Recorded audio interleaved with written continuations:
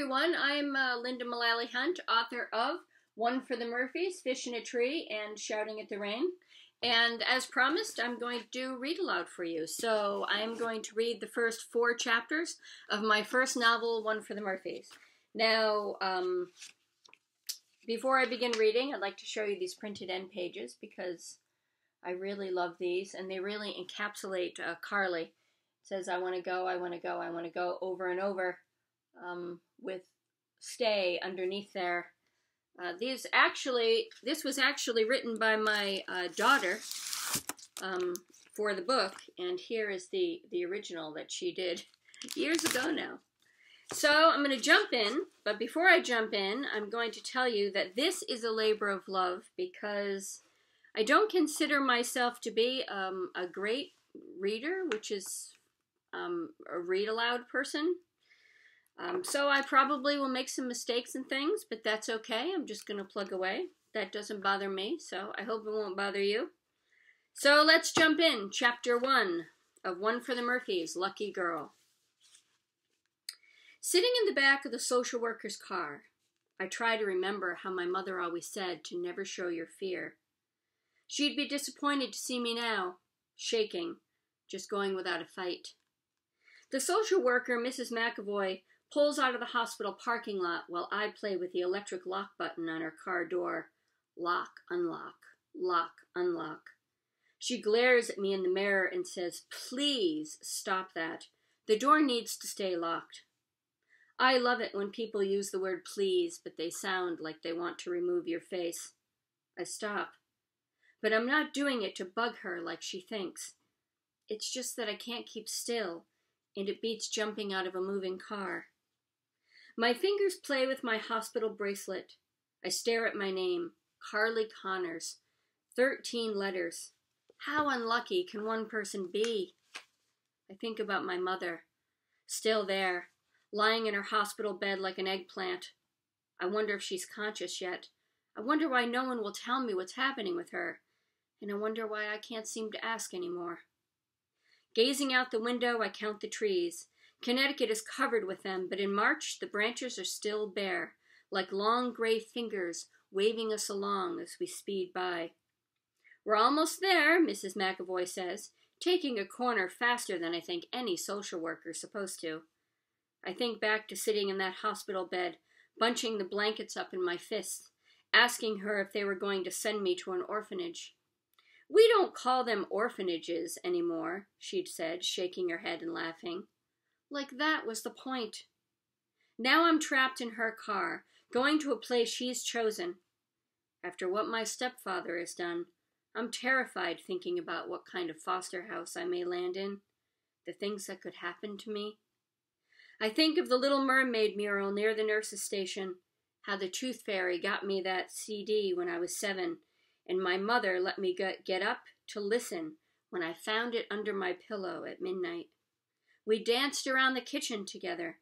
She sang "Kiss the Girl" as she chased me to get a kiss. I never once ran away, for real. "You know," Mrs. McAvoy says, pulling me back to reality, "you're very lucky, Carly." "You're kidding me, right?" Her mouth bunches up. "Well," she sounds like a ticking bomb. "It's a nice home, a good placement. You are lucky." "Guess I should buy a lottery ticket then." "Someday, Carly, you're going to have to realize that being angry at the whole world only hurts you." I wonder if that isn't the point. Time space. We drive up to a house the color of dirt. Tall, thin trees surround it like guards on watch. There is a 66 on the mailbox, a palindrome. Mrs. McAvoy opens the car door for me. "This is a very nice family, Carly." She puts emphasis on my name, as if to give me a warning, and this is the first time they've taken in a foster child. I know this is her way of telling me to be a good girl. The walk up the driveway feels like wading through glue. I've read books and seen movies. I know what foster parents are like. They smoke cigars and feed you saltines for breakfast. 1, 2, 3, 7, 8, 9. Standing on the porch, I count the leaves on the plastic wreath that hangs on the door. The bright redness of the flowers reminds me of the swirling lights of the ambulance. I have a vague memory of my mother screaming for me, and my own voice trying to yell for her, and the taste of blood. I remember that. I remember the blinding pain surging through my body, and then feeling nothing at all, wondering if a person like me could go to heaven. I jump when the door swings open and a woman smiles. She's the kind of person you'd never look at twice. Her hair is shoulder length, straight, in different shades of brown. Her blue V-neck sweater matches her eyes, and she wears a silver leaf necklace and plaid pants. I mean plaid pants. She holds out her hand. "Hello, Carly. How nice to meet you. I am Julie Murphy." I can't reach back. Even the name feels fake, too perky. I wonder why she's happy to meet me. I wonder how much she knows. And I hope that I do not like her. Then this whole thing gets even worse. Mrs. Murphy steps to the side, and behind her stand 3 boys. The smallest one runs over, stretches his hands up toward his mother, and she swoops him up. I can't stay here. I'm probably here to be a live-in babysitter or a modern-day Cinderella. The oldest boy looks at me like he wants to wrap me in a carpet and leave me on the curb. I haven't cried since my mother told me she was going to marry Dennis. That was 384 days ago, but I want to cry now. His mother tips her head to the side and holds my gaze until I just can't look at her anymore. But I hear her voice, soft. "Why don't you come in, Carly?" Chapter 2. The First Step. While Mrs. McAvoy blathers on, Mrs. Murphy focuses on the bruises on my arms. Her look of pity crawls inside of me. Clasping my hands behind my back, I try to hide my arms so she can't see. The middle boy starts pulling matchbox cars from his pants pockets and holds them against his chest. He's the dirtiest, but seems the most serious, even though he has a head full of red curls. The one in her arms is about 4, I guess. He wears a plastic fireman hat, little fire hydrant boxers, and bright yellow rain boots. A great blackmail picture when the kid's about 16. "This is Daniel," she says, pointing at the tallest one. "And my red-headed car guy there is Adam. And my littlest guy is Michael Eric. Say hi, guys." I look at this family. A family I don't know. A family that I'm supposed to stay with. I try to swallow my panic. The whole place smells like dryer sheets. Reminds me of Lucky's laundromat back in Vegas. But it isn't nearly as bright. The fireplace spans an entire wall in the step-down family room. The mantel is covered with St. Patrick's Day decorations. Mrs. McAvoy leaves, saying, "Good luck." I wonder which one of us she is talking to. When Mrs. Murphy closes the door behind her, she turns to me. "Let's get you settled in," she says. The idea of me settling in here is about as likely as an apple tree sprouting in my ear. She picks up the backpack that Family Services gave me, which has a stuffed giraffe, a toothbrush, a pair of bright yellow fairy pajamas that remind me that there are worse things than death. The stuffed giraffe is good, though. Anyone who's had her whole life shredded in one night should have a stuffed giraffe. Mrs. Murphy takes me up the staircase. There are 13 steps to the top, the 10th one being a squeaker. Soon we stand in a bedroom decorated in the theme of fire trucks.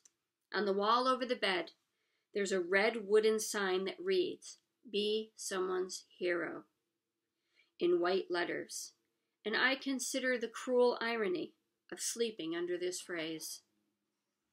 Sorry about the room. I know it isn't well suited to a girl your age. I moved Michael Eric in with Adam, so you'd have some privacy. You know, I assumed you were going to be a boy. She looks at me over her shoulder and seems a little embarrassed. I was surprised to hear that you were a girl. Yeah, Me too. Straightening the corner of the bed, she laughs. What a clip, she says. I wonder what that means. I like it. I was thinking, she says, if you want to call me Julie instead of Mrs. Murphy, that would be fine. You know, it's not so formal. Okay, I say, thinking that I don't want to call her Julie like we're friends. I don't want to call her anything. She seems okay, but I don't want someone else's family. I'm going to get Michael, Eric, and Adam cleaned up and start dinner. Mrs. McAvoy said you'd been asking for books at the hospital, so I put a bunch you may like on the top shelf there. She nods toward a bookcase. I turn to look at them. Best thing so far. We're having lasagna for dinner. I hope that's okay. Stouffer's or store brand? No. I mean, neither. I made it a couple of weeks ago and stuck it in the basement freezer. She seems embarrassed. So I guess you could say it's frozen then. She made it herself? Seriously? Mrs. Murphy turns to go, closing the door behind her. Hey. Yeah? She turns, stepping back in. Do you have a husband, I ask, staring at her wedding band and thinking of my stepfather, Dennis. Yes, I do, she sounds all sing-songy. My husband Jack is working at the firehouse today, but he'll be home tomorrow morning. He knows you're here. And I am afraid. Again. Okay, thanks. She leaves, and soon I hear splashing from the bathroom, and it sounds like there are 10 boys in that tub instead of 2. I stand at the door and want to go in, but don't. I see Murphy's bedroom door is open, and I go in there instead. The bed is high off the ground. It has a woven canopy over it. There are pictures all over the room on tables and shelves. There's a man in a Navy uniform. There's also a wedding picture, and I see that the groom is the same as the Navy guy. I wish my mother had been married to my father. The bathroom door opens behind me, and I feel like I've been caught doing something wrong. I jump back under the table, and the Navy man picture smashes on the floor. I blurt out, sorry. Carly, never mind that. I'll clean it up later, but be careful. Don't cut yourself. I stare at her. When is she going to get mad? There's a little step stool in here, she says. Why don't you come and sit and join us? What sounds like a plastic cup falls on the floor in the bathroom, followed by a loud little boy laugh. She pokes her head in. Michael, Eric, leave the water in the tub, honey. Honey? She turns toward me, waiting for an answer, and I can see that she becomes impatient as her gaze jumps between me and the bathroom. Sorry, I say. I wonder if my mother is awake yet. She seems to force a smile. The picture is no big deal. Jack hates it anyway. My mouth dries up. I know I am not apologizing for the picture. I am sorry for being here in the first place. Time space. Mrs. Murphy lets me skip dinner, says it's only for the first night. I hear a happy family downstairs talking and laughing, and I am relieved that I am not with them. In the dark bedroom that is not my own, I count the wheels on the trucks over and over. I count the little firemen running around to help people. I stare at the hero sign and count the curves and lines of the letters, and I wonder if in my whole life I could ever be someone's hero. I think I hear my mother calling my name in the night, and I pull the covers up under my chin. I remind myself how she told me to never cry, how she and her friends would laugh at me when I did, how my mother would tell me that crying was for suckers, and that you can't be a sucker in Vegas. I know that wherever my mother is, she has to be thinking about me, and I know I will go to her if she needs me, no matter what the state says. I hope that if I'm just patient, I will have a mother of my own again. Chapter 3. Orange, you glad you're here. At night, the house is quiet. Too quiet for sleeping. The digital clock reads 2:34 a.m. I like the consecutive numbers. I watch and wait for 2:35 because 2 plus 3 is 5, and at 2:36, 2 times 3 will be 6. The number 6 makes me remember my mother's favorite vase. How I filled it with 6 big clear marbles with deep blue swirls inside, even when she told me not to. How my elbow sent it to the carpeted floor. How when we cleaned it up there were 6 pieces. We glued the vase back together, but it was misshapen and couldn't hold water anymore. I'm afraid that's the way my mother and I will be now. I'm afraid that no matter how many times I apologize for messing things up with her new husband, Dennis, we will remain misshapen and unable to hold water. I so wish I'd been able to see her before leaving the hospital. I think back to my last night there, just 24 hours ago, about how I tried to sneak out of my room and find my mom in intensive care. How I kept thinking that if I was any daughter at all, I'd be able to find her.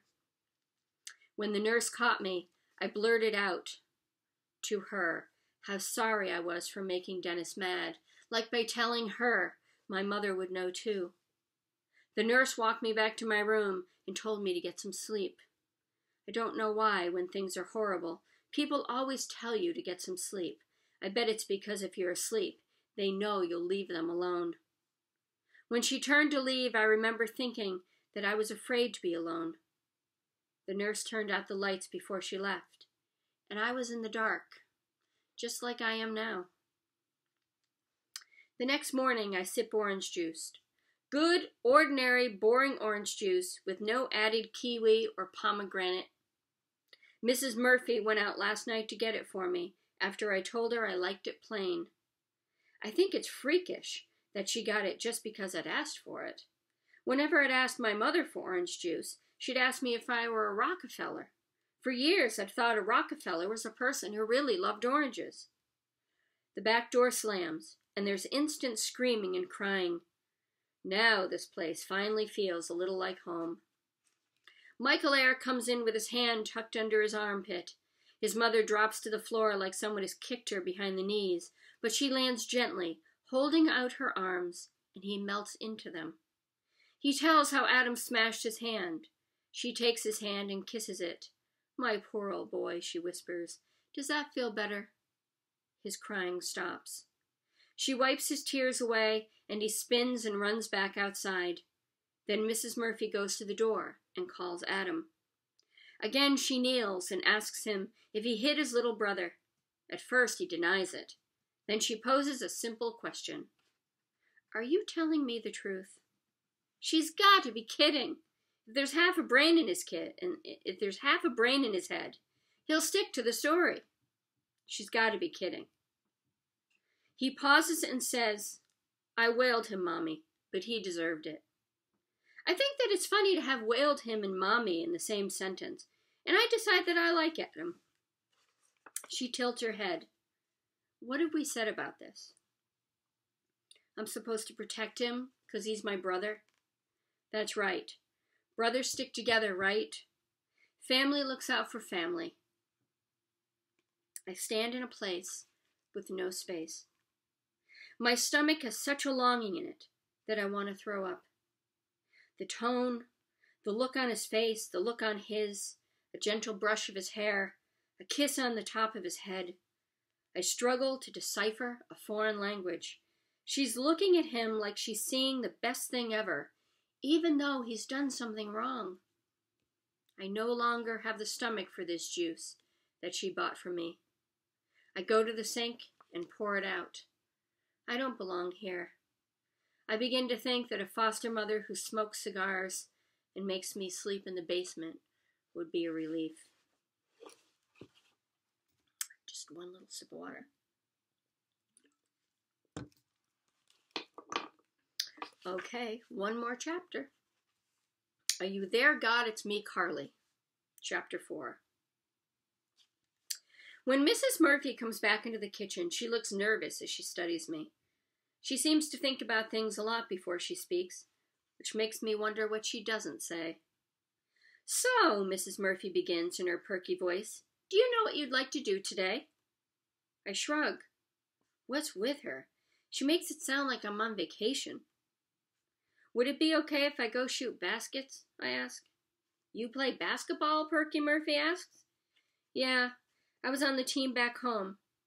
I remember how my mother would come to the games and yell for me, how she'd tell the refs to go back to reffing blind man's basketball when they made a call against me, how I thought it was funny, but the other mothers used to tell her that it was inappropriate, which only made my mother louder.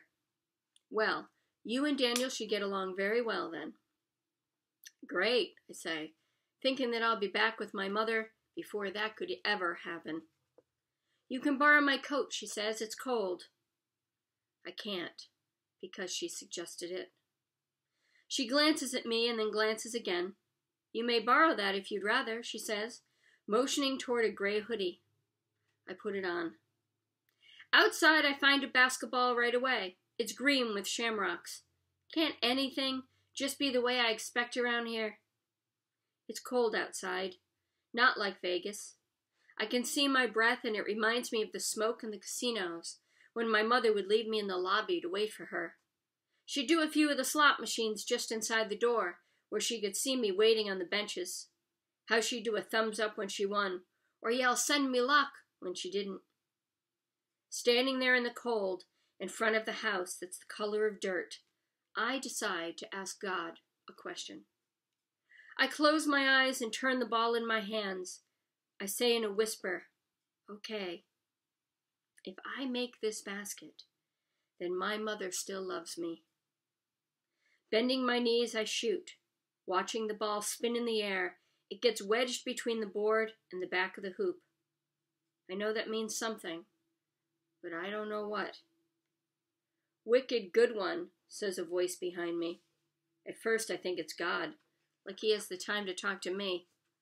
I turn around. It's Daniel. You going to get it down now, he asks. What do you mean? I did the work of getting it up there. You get it down. I hear a car.